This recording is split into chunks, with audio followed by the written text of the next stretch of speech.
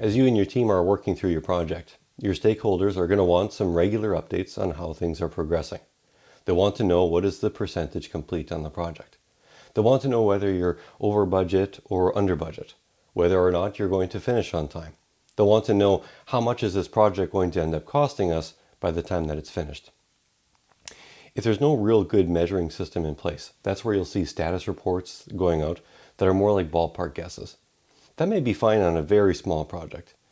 But if the project has any sort of investment riding on it, if there's any major business decisions that need to be made based on how the project is progressing, then you'll want to make sure that you have a very good system in place so that the measurements and the estimates that you're putting out on your report are grounded in reality and that they can be justified. All right, let's take a look at Earned Value Management, or EVM. This is a widely accepted standard framework for project calculations. They're easy to understand and easy to explain to your project stakeholders. If you're looking for a textbook definition on EVM, take a look at the Project Management Body of Knowledge. For our purposes, Earned Value Management is simply a project status measuring tool. This is a framework that's going to help us measure what's been done in your project compared to what you plan to do. With those measurements, you can answer questions like whether the project has accomplished enough or whether it's on budget. To understand Earned Value Management, you'll need to appreciate that the value of the project is equal to its budgeted cost. We'll explain that more in a moment. For now, let's start off with a very basic schedule, laid out as a Gantt chart or a visual time flow. This project timeline has just 5 tasks: planning, requirement gathering, development, quality and testing, and transition to business. Really, in a real project, you're going to identify tasks with a lot more granularity. But for learning purposes, let's just keep it simple.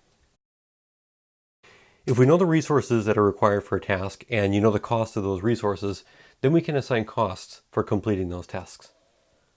Look at the task called planning. Let's say that to complete the planning stage, you're going to need 2 analysts working full-time and they cost the business a hefty $100 an hour. We need to assign resource costs to all of those tasks. If we think that the planning task is going to take us about 2 months or 44 working days, we can come up with the resource cost of completing our task. In this example, it's $70,400. Now again, realistically, you're going to break down a work package like planning into much smaller chunks, tasks and deliverables that maybe take a day or so to complete. But you could assign costs at a high level like this too. Anyway, understanding the anticipated effort allows us to complete the human resource cost per task or per stage, whichever. In our example, now we have human resource costs associated with each task. Resource effort costs are high on any project. In knowledge work fields, they're probably going to be the biggest cost that you have. And in some cases, they may even be the only cost that you track. In our example project though, let's add in a few more costs. Let's say we have software costs and travel costs. In a really detailed project schedule, you could assign these extra costs to very specific work packages, or you could assign them to a higher level stage like what we have here. They should be contained though and linked to a particular stage or to a particular task. If you have any costs that are going to run for the whole project, like renting a physical space for the team, then break up that cost by the project phase or stage. Now that we've added the human resource costs and other project costs, we have a whole cost associated with each task in our project plan. Now let's get back to that main idea of earned value management, that budgeted cost equals your value. Some people resist EVM because they misunderstand this principle. They argue that the value has to be greater than the cost, otherwise the project would have no return on investment. So let's explain this. When we say that the cost and the value are the same thing, what we're really saying is that the project plan and its budget were approved by a sponsor, so it has a sticker value. If the sponsor approved a $10,000 project, then that sponsor is buying a set of tasks and deliverables that are worth $10,000. If it actually costs $9,000 or actually costs $11,000, that doesn't change the value of what was ordered and delivered. a $10,000 project. In the same way, taking more or less time doesn't principally change the value of what was delivered. A related key concept in EVM is that the plan becomes your baseline, and all of your comparative analysis must be done against the original plan. Dates and costs might change over time, but all of those realities will need to be compared to your original approved project plan. All right, let's get into our calculations. The first one is pretty simple. Budget at completion. That's the total approved budgeted cost. It's the only calculation where the answer is going to remain static. It doesn't change throughout the whole project. Budget at completion, or BAC, will be the same on day one as it is when the project closes out, regardless of the actual costs that are incurred. All of the other calculations in EVM are designed to help us understand where we are at a given point. So in our example, now it's March 1st. Let's see, what did we plan to have accomplished by this point? Well, we planned that we were going to have the planning stage completed. And we planned that we would have about a third of the requirement stage completed. We did not plan to have anything else started by this point. The value of what we had planned to complete then is 100% of the value or budgeted cost of the planning stage, and 33% of the value or budgeted cost of the requirement gathering stage, but 0% of the value for any of the remaining stages. The planned value then is $122,672. All right, let's tuck that away for a moment and look at what did we actually accomplish. Let's say that in reality, we completed 90% of the planning effort instead of the 100% that we wanted to do. Now, how could you arrive at 90%? The project plan here is overly simple, but in reality, your tasks are going to be broken down much further, often to the level of deliverables, things like create the project communication plan.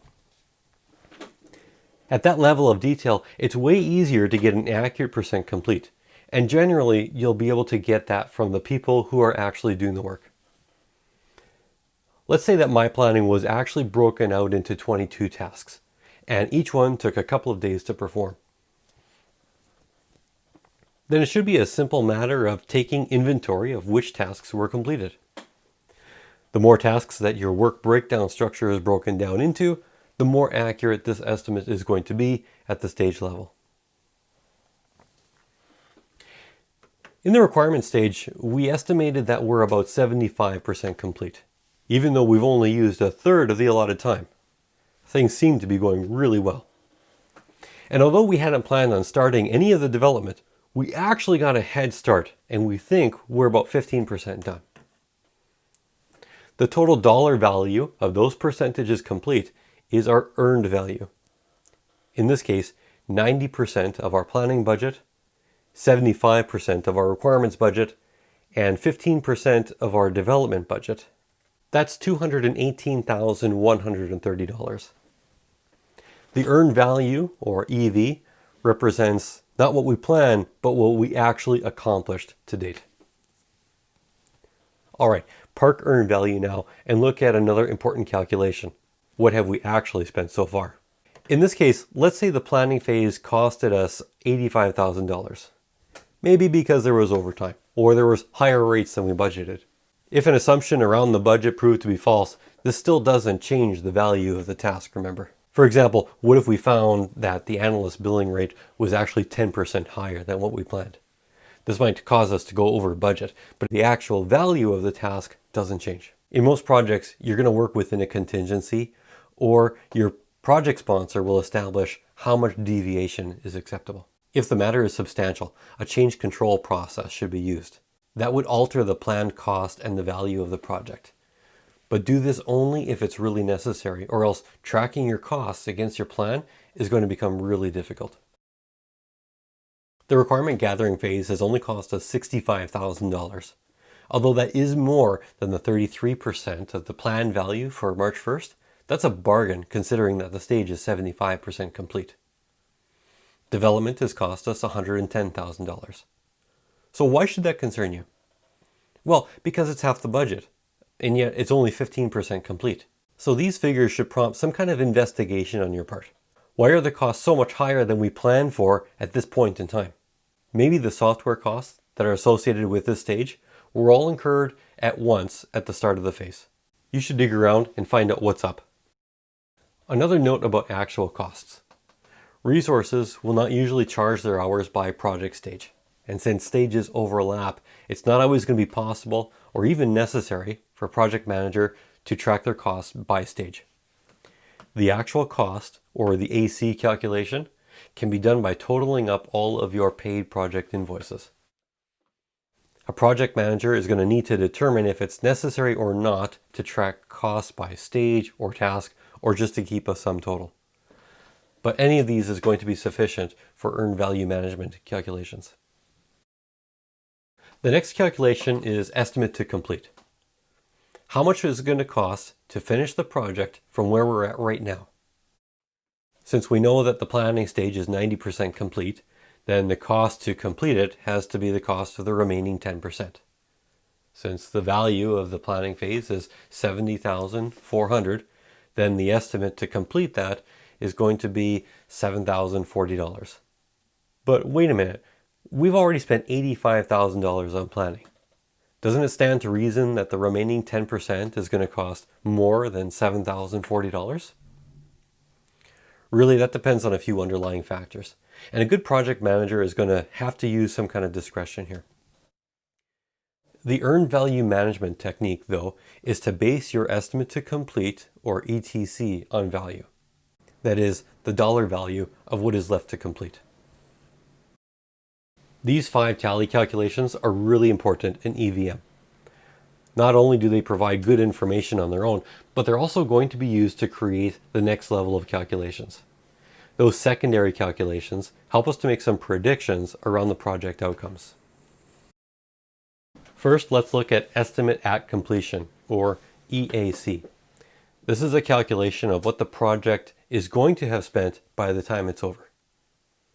In EVM, it's simply the amount that we've already spent plus the remaining value of the project. That's pretty straightforward, but sometimes it can feel wrong. If there's a strong trend in the project that has not yet been corrected, you may get the feeling that the actual cost of the remaining value is going to be more than what you budgeted. So in some situations, a project manager will create estimates using the CPI, or Cost Performance Index. The Cost Performance Index is a ratio that answers the question, how much value am I actually getting for every dollar spent? Let's take a look. Earned value over actual cost, in this example, gives us 0.84. So in this project, we're getting 84 cents of value for every dollar that we spend. Right away, we can tell this is not good. CPI may be a good indicator of what's to come if the current trends continue. And that's why it sometimes can be used to estimate how much the project will cost by dividing the BAC into it. In this project, if we divided BAC into the CPI, we would get a figure that's about $100,000 higher than the EAC, or estimate at complete, using the typical EVM formula. So you can see right away that there's a standard formula in earned value management for calculating the estimate at completion, but the project manager is going to need to use some kind of discretion when publishing this calculation. The PM is going to have to carefully weigh whether past performance is indicative of future performance.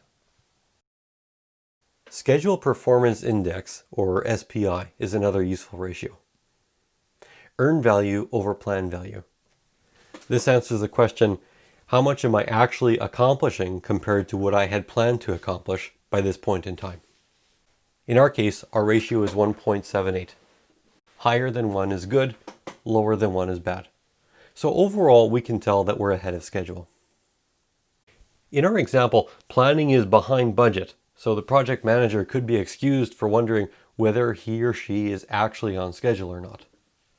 The SPI might reassure him that things are moving along. But a word of caution here. Some might be tempted to use the ratio to predict how early or how late the project might finish if the ratio holds. Mathematically, that looks like it makes sense. Our example project is a little more than a year long. Let's call it 250 working days. You might be tempted to divide 250 by 1.78 and then think that the project should be done in 140 days instead of 250. But don't confuse duration with effort. The ratio is not a calculation of length or duration, it's a calculation of earned value versus planned value.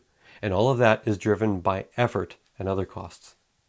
So if you have any peaks or valleys in your project effort, or if you have any big one-time costs, like the software costs in this example, then using SPI for a quick and dirty calendar estimate is going to be really misleading. Also, remember that when the project ends, the earned value and the planned value will be the same, and the ratio will be 1.0. If the project is not finished by its approved end date, when earned value and planned value are supposed to be the same, then your scheduled performance index is not going to be very meaningful. And it's better to rely only on the project completion percentage at that point. Project complete is a really standard project metric. Whether you use earned value management or not, stakeholders are always going to want to know what is your project complete percent.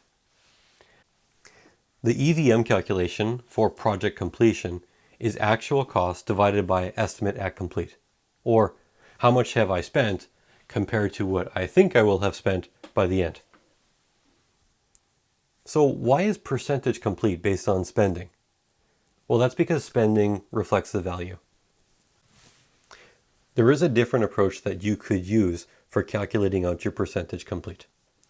Earned value divided by budget at completion, or EV over BAC, to represent the value of the work performed compared to the original plan. In other words, how much have I done versus how much do I plan to do? My personal preference is to base percentage complete on value, as in EV divided by BAC. If you're writing a test, the cost approach is the correct solution. In real life, just pick one and stick to it. The next set of calculations are variances. These tell us how far off the baseline we actually are. Subtracting the planned value from the earned value will give us our schedule variance.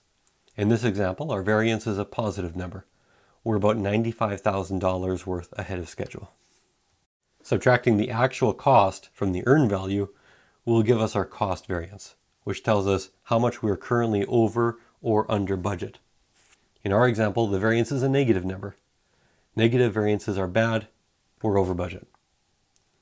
It'd be good practice for a sponsor to establish variance thresholds with the project manager. For example, the plan could state that if you're more than, say, $50,000 over budget, any new costs are going to have to be individually pre-approved. So this brings us through the basic earned value management calculations. What can we determine about the health of this project from the numbers and ratios that we've calculated? And do these numbers provide any clues about the next steps that the project manager should take? Let's review. First off, take a look at the red numbers. The cost variance is telling you that we're about $42,000 over budget. The estimate at complete implies that the project overrun is not going to get much worse than that. You should take a closer look at the spending and see if that's really true. Are you over budget because of a one-time cost? Or does the cost performance index represent a trend? And is that going to continue throughout the project? You need to find and repair the damage. But look at the green numbers. Your schedule performance index tells you that you're moving along at a good pace. And your schedule variance shows that you're about $95,000 worth ahead of schedule. In total, you're about 34% done. So what can you do with a project that's ahead of schedule but over budget? Take a look at your project costs. Are there any costs that you're incurring in order to save time? This would be a good time to examine these. See if instead you can spend a little extra time in order to save money. If the situation were reversed, let's say you were under budget but over schedule, that would be a time to judge whether you could buy resources that could help you to get back on schedule. For example, getting contract staff to come in and help out. Most projects, again, aren't as simple as the one we reviewed. And there's some that start off simple and they get more complex as activities need to be shifted around for one reason or another. Imagine your project schedule as a bowl of spaghetti like this, and you have a bunch of activities that should have been done but aren't, and you have other activities that are way ahead of schedule. Are you behind or are you ahead of schedule? Without earned value management, the project manager wouldn't have a satisfactory answer. He might stammer and say, well, I don't know, a little of both? But EVM allows the team to understand the value of each task and compare your overall progress against a baseline. In this way, you can summarize the most complex projects and give a really good picture of the overall project health. Earned value management is a great project management tool, but it has its limitations. Don't let it fool you into thinking that it's the complete project management toolkit. It's not a standalone strategy. EVM, for instance, will not help you to understand the critical path, so you can't rely on it to ensure that the team is working on the correct tasks at the correct time. It also should not be used to calculate how much duration you have left in your project. There are better strategies for that. EVM does not help you to understand your return on investment. It tells you if the project is performing under budget, but not whether the investment of the project itself was a sound one. EVM indicates how you're progressing on the project, but it doesn't indicate if you're doing the right things or if you're doing things right. Having great project metrics doesn't usually help you to determine whether you're delivering with quality. I hope you've benefited from this presentation on earned value management. As you apply the concepts in your organization, don't be surprised to face some challenges. How are you going to marry up earned value management with your company's own project methodology? How do you translate the calculations into action plans? How can you help your sponsors or other staff to accept earned value as a measurement standard? All the best on your project, and let us know if these tools have been helpful for you.